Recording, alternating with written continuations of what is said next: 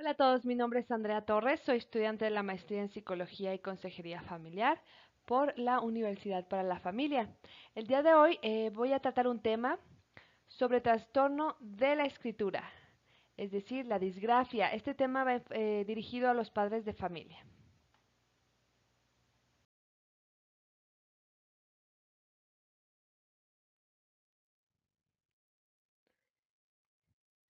La disgrafia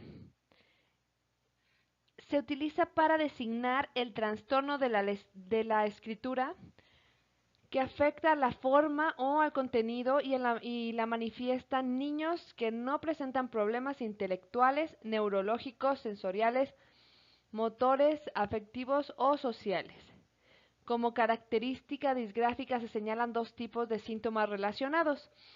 Los primeros, denominados signos secundarios globales, comprenden la postura inadecuada, soporte incorrecto del instrumento, ya sea lápiz, pluma, etc., mala precisión del mismo o velocidad de escritura excesivamente rápida o lenta. Por otra parte, los síntomas específicos suponen su atención en los elementos del propio grafismo, como gran tamaño de las letras, letras inclinadas, deformes, excesivo espaciados entre letras o apiñadas. Enlaces indebidos entre grafemas, letras irreconocibles y, en definitiva, texto de difícil comprensión. Por otro lado, la disortografía se trata de una dificultad en la escritura cuya característica principal es un déficit específico y significativo de la ortografía, normalmente asociado con los trastornos lectores. Cuando la disortografía aparece como déficit específico, en ausencia de antecedentes con un trastorno específico de la lectura, no siendo explicado su origen por un bajo nivel intelectual ni problemas de agudeza visual o escolarización adecuada, se denomina trastorno específico de la ortografía.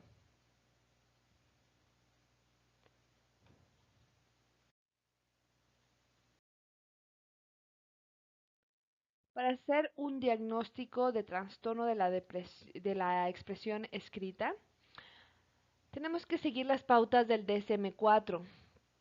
El trastorno de la expresión escrita se caracteriza, pues, por destrezas de escritura claramente inferiores al nivel que cabría de esperarse por la edad, la capacidad intelectual y nivel educativo de la persona, determinados mediante la aplicación de los test normalizados correspondientemente.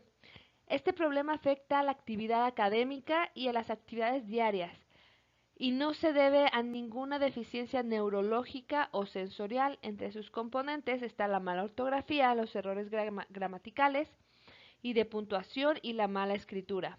Se trata de un trastorno constituido o en vías de constitución que no empieza a tomar cuerpo hasta después del periodo de aprendizaje de la escritura. A partir de dicha edad comienza a manifestarse los errores característicos. Se cree que afecta entre un 3 y un 10% de los niños en la edad escolar. Existen evidencias de que los niños que sufren este trastorno pertenecen con frecuencia a familiares con antecedentes del mismo.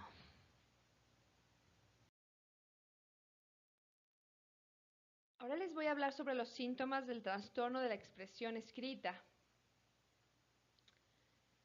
Bueno, el primero de ellos se refiere a dificultades desde los primeros años escolares para deletrear palabras y sus pensamientos de acuerdo a las normas propias de su edad. El segundo es errores gramaticales en las oraciones verbales o escritas y mala organización de los párrafos. Por ejemplo, de forma reiterada, aunque se le recuerde empezar la primera palabra de la oración con mayúscula y terminarla con punto. Escribe lentamente, con letras informes y desiguales.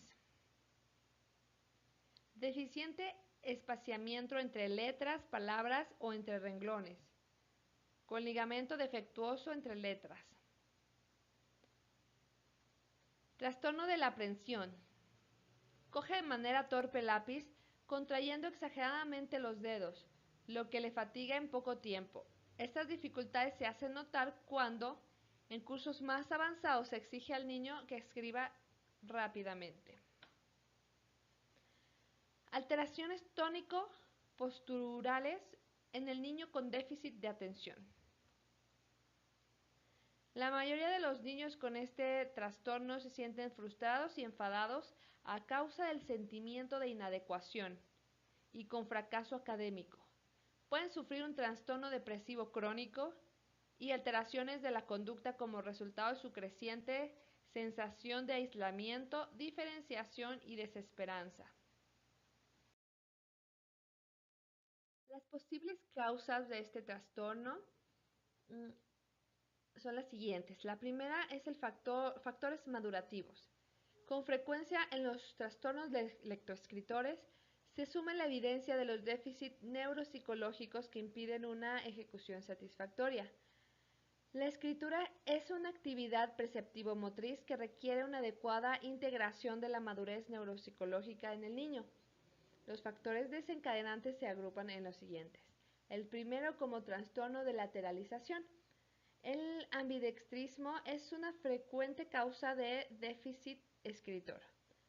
Debido a que en estos casos no existe una adecuada implantación de la lateralidad manual, la escritura en tales casos tiende a ser lenta, con numerosas regresiones e inversiones de giros y sílabas y con torpeza en el control del útil de la escritura, es decir, de la pluma o del lápiz.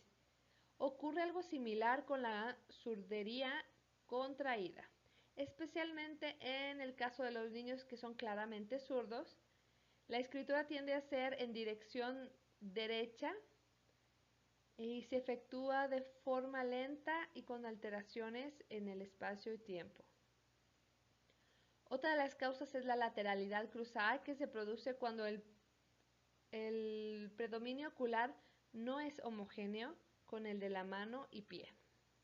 El siguiente es el trastorno de la psicomotricidad. Cuando se define el torpe motor cuando su motricidad es débil, fracasando en actividades de rapidez, equilibrio y coordinación fina.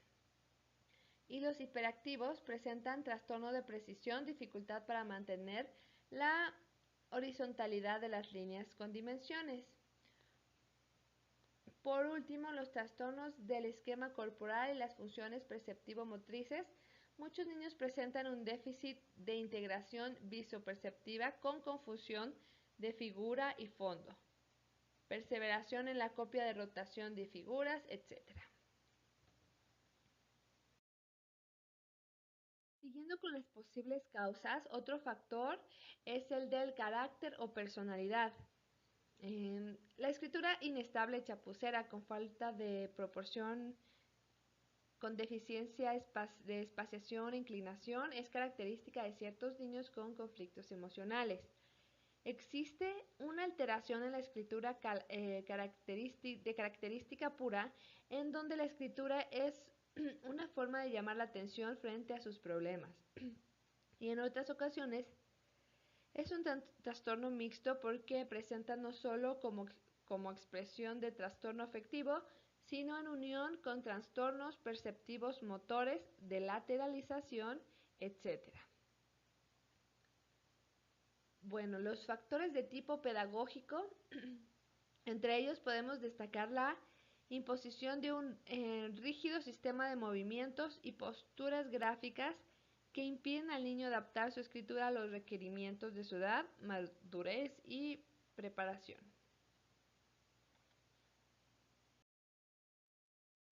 Para hacer una evaluación psicológica, debemos tener en cuenta la edad del niño y los datos hallados mediante entrevistas que se efectuarán en una correspondiente evaluación individual.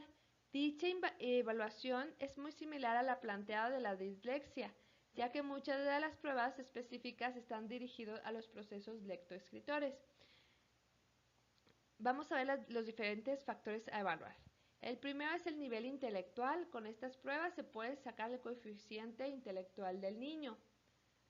También vamos a analizar el bueno, en específico la parte de la lectoescritura. Con estos test podemos averiguar cómo están esos procesos.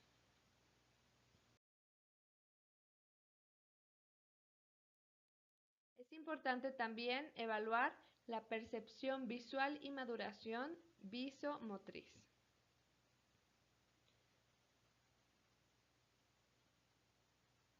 Y por último, el estilo cognitivo.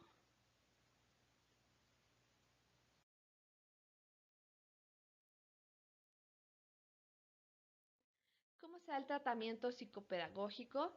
Una vez que ya es diagnosticado el trastorno, se procede a un tratamiento que debe de centrarse en aquellos aspectos deficientes detectados en evaluaciones previas. No obstante, la reeducación no solo hay que hacerla sobre el síntoma identificado, sino entendiendo al niño como expresión de un conjunto único de diferentes factores culturales, familiares y emocionales. El tratamiento debe de estructurarse como un proceso continuo de mejora, desde los aspectos más simples a los más complejos, para facilitar la reorganización del proceso o procesos deteriorados. A este respecto, normalmente suele ser conveniente empezar por corregir desde los inicios de la escritura la postura junto con una adecuada aprehensión y precisión del lápiz sobre el papel. A continuación, vienen exactamente los procesos implicados en la escritura. El primero es son procesos motores. Como recomendación para los procesos motores, que hay ejercicios, se llaman por ejemplo ejercicios de frosting, que los podemos buscar en internet para que los niños puedan realizar y ir incrementando sus habilidades motoras. Las posibles actividades se centrarían en realizar círculos con el brazo a distintos ritmos, lanzamiento de objetos, flexión y extensión de la muñeca, botar una pelota, ensartar bolas, objetos, trabajar con plastilina, etcétera. El siguiente son procesos morfosintácticos. El objetivo es enseñar al niño a construir frases sintácticamente correctas. Las actividades deben planificarse según la dificultad creciente en las frases. Pueden empezar por frases fáciles, aumentando progresivamente la complejidad. Los procesos léxicos. Aquí el objeto se centra en enseñarle el vocabulario ortográfico base, reglas de correspondencia, fonema, grafema y habilidades fonológicas de segmentación. Es conveniente realizar actividades con grupos reducidos de palabras. En otros procesos nos referimos, en algunos casos puede ser necesaria la reeducación visomotora o de la lateralidad, estableciendo pautas concretas para el mayor conocimiento, dominio de las coordenadas espacio-tiempo respecto al propio cuerpo antes de asumir una intervención específica en el trastorno de la escritura.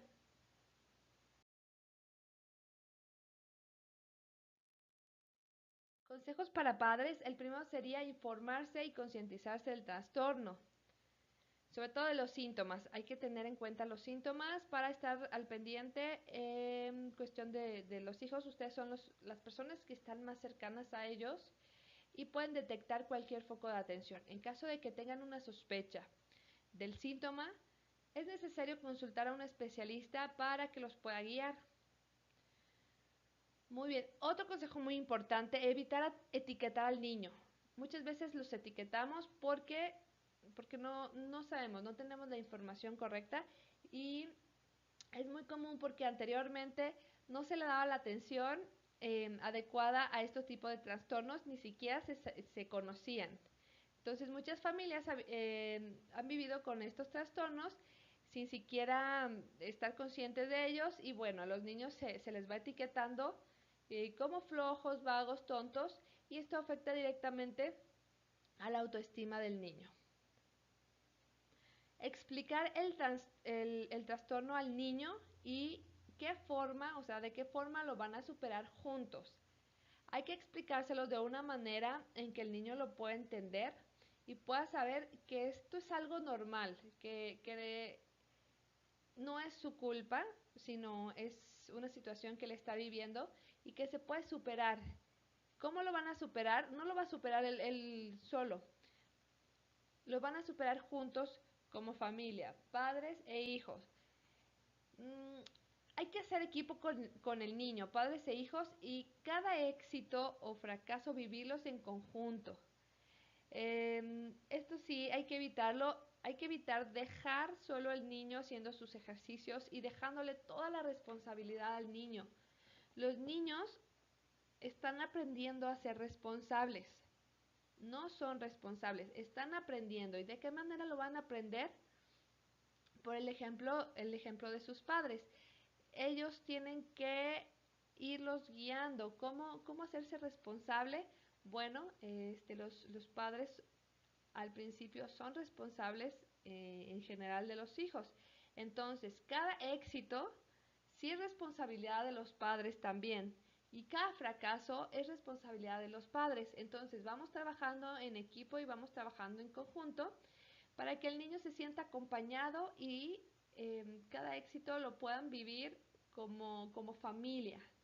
Esto va a ir apoyando al niño y va a irlo animando a seguir. Ellos tienen que hacer un esfuerzo extra para poder seguir el nivel de sus demás compañeros. Entonces necesita mucho apoyo y sobre todo mucha motivación.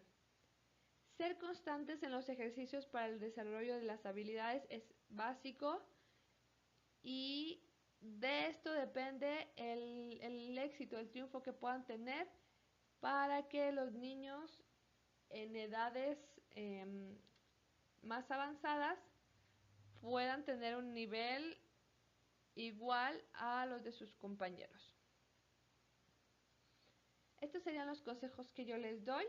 Les agradezco mucho la atención. Muchísimas gracias.